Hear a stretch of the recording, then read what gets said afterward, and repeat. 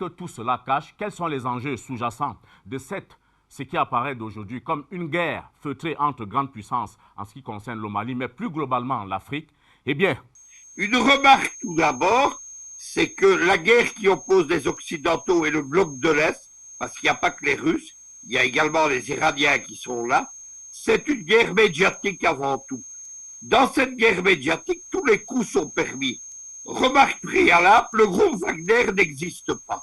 C'est un scénario médiatique.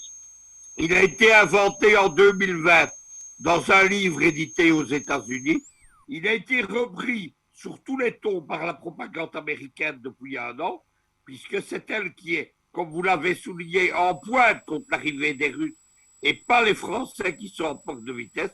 Et depuis que les Français ont vu le putsch de Bozizé échouer en Centrafrique, ils reprennent également cette propagande.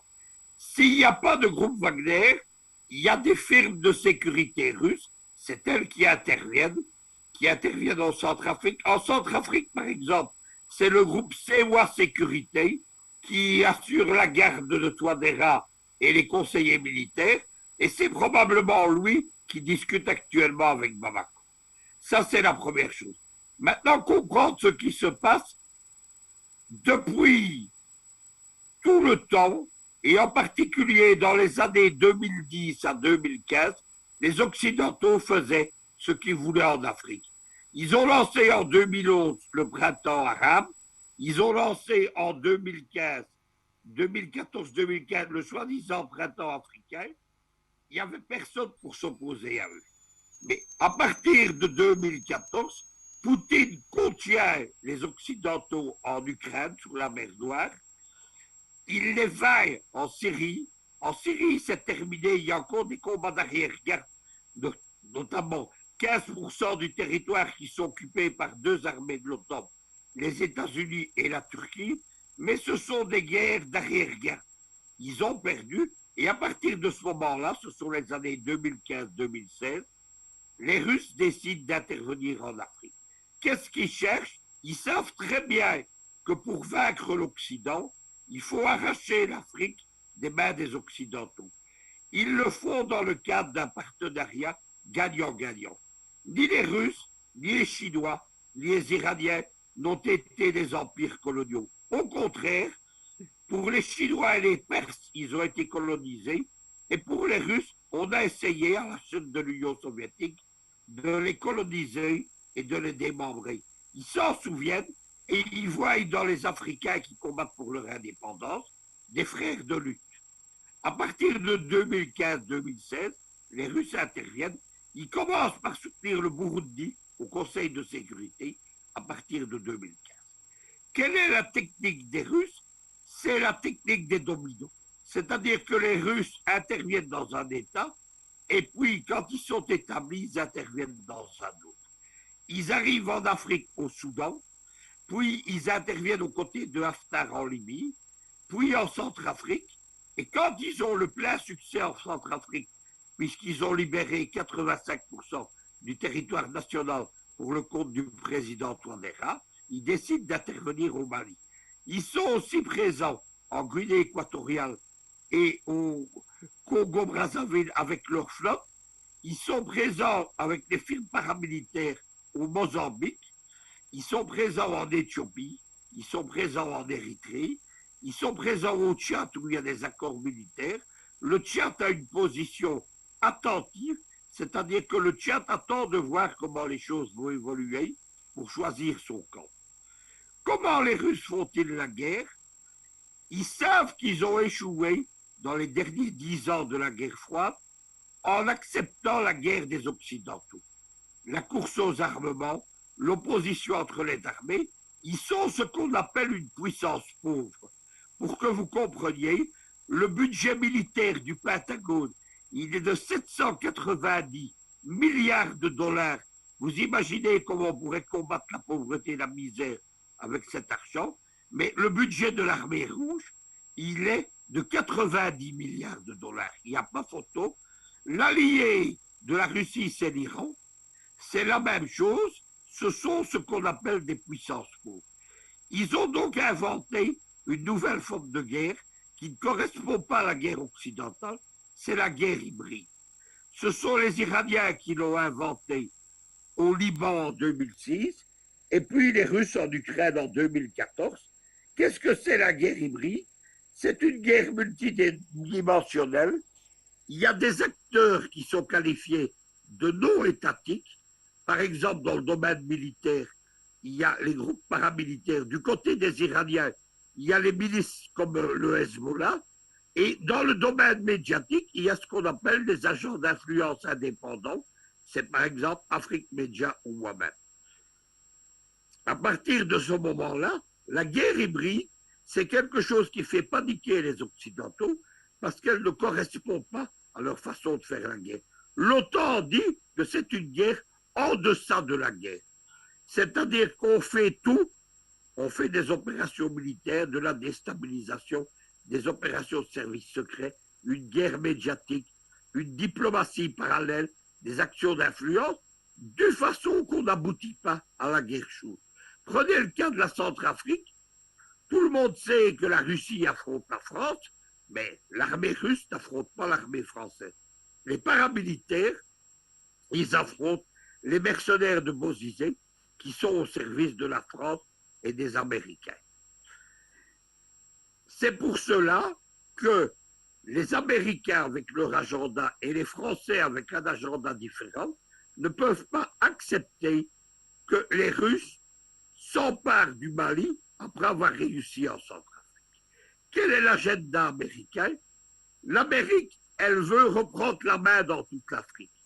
Elle a entrepris un plan de déploiement de l'OTAN et de l'armée américaine qui va du Maroc jusqu'à la mer Rouge.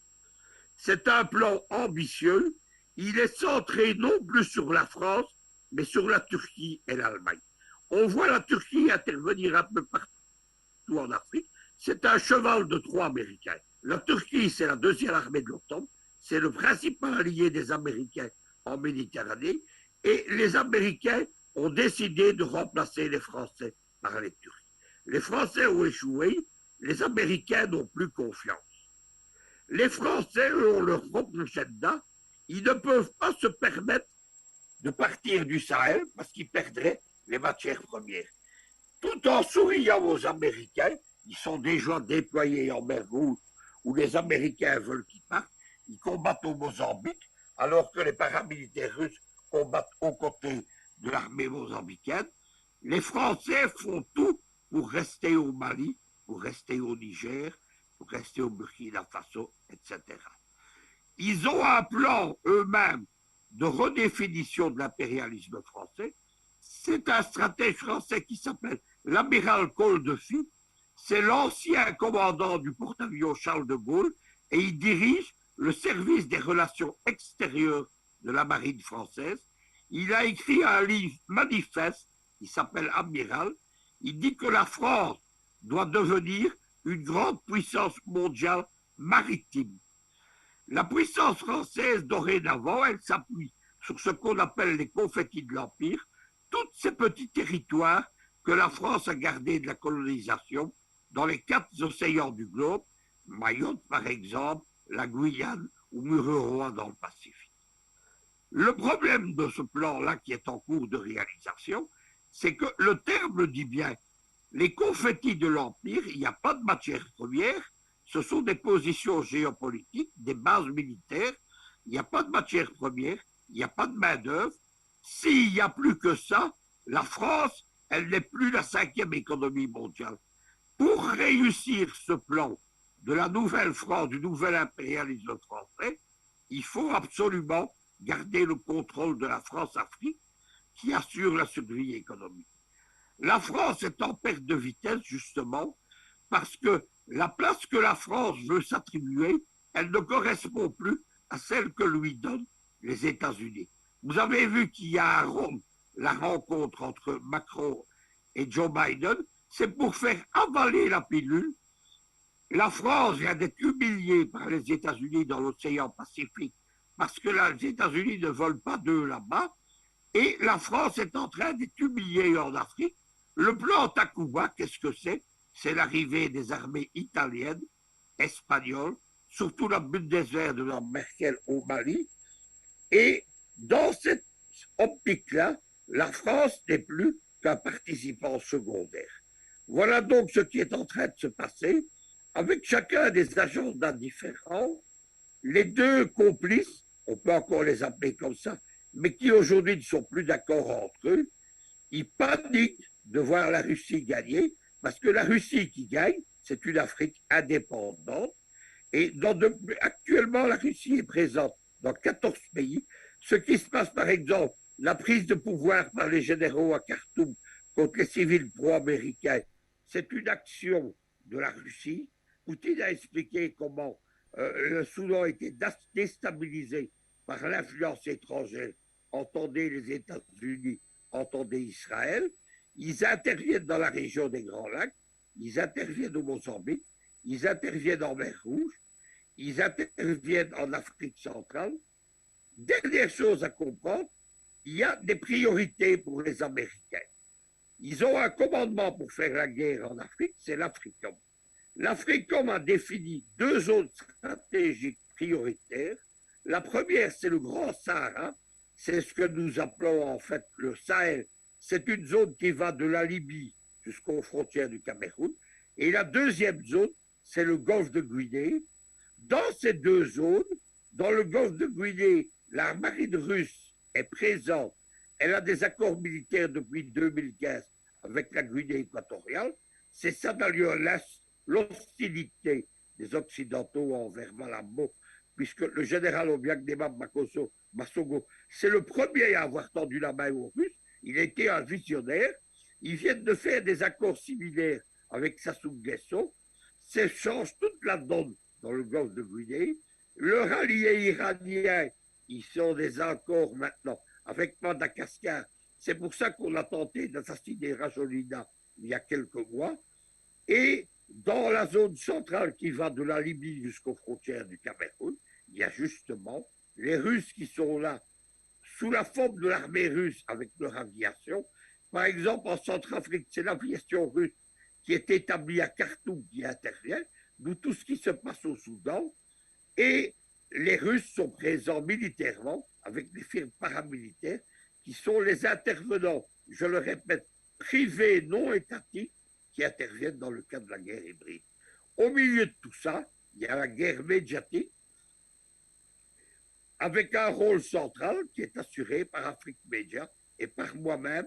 Nous sommes dénoncés tels quels par le Pentagone américain, par RFI, par Macron, parce que cette guerre médiatique, c'est la première partie de la défaite des Occidentaux. La guerre médiatique, elle est déjà perdue pour eux.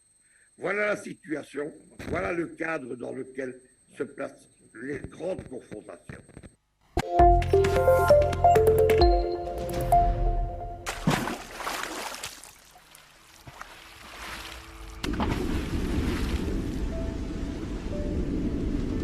Afrique Média. Le monde, c'est nous.